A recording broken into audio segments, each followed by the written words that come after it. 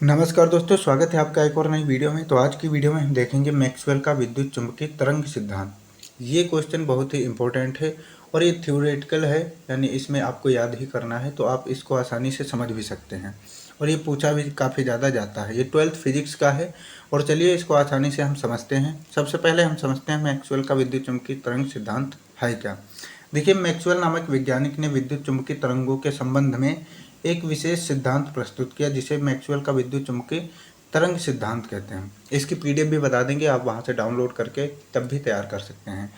Maxwell नामक एक वैज्ञानिक थे जिन्होंने विद्युत चुम्बकीय तरंगों के संबंध में एक सिद्धांत प्रस्तुत किया, यानी उन्होंने अपनी भाषा में उसको समझाया, जिसे हम मैक्सवेल का विद्युत चुम्बकीय तरंग सिद्धांत कहते हैं। अब मैक्सवेल के विद्युत चुम्बकीय तरंग सिद्धांत के अनुसार क्या क्या उन्होंने बताया, चलिए वो समझ लेते हैं।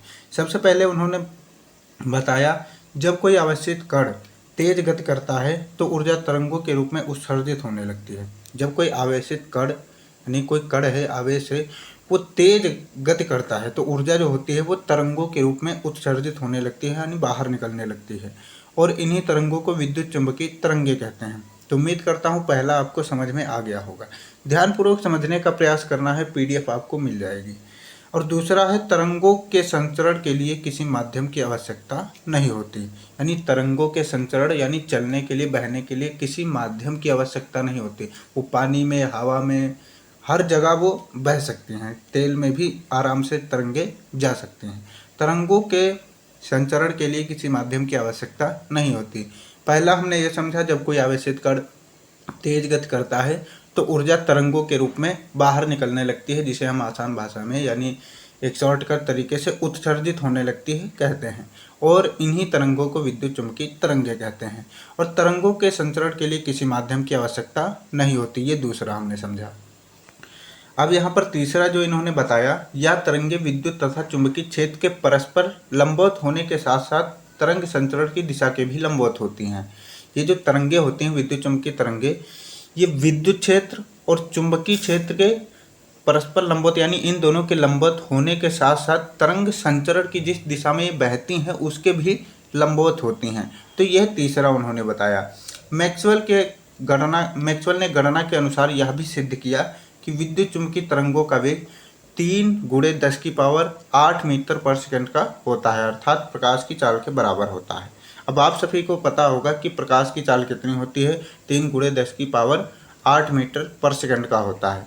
और इसी के अनुसार विद्युत चुम्बकीय भी चलती हैं। तो इससे साफ पता चलता है विद्युत चुम्बकीय तरंगे प्रकाश के रूप में भी चलती हैं।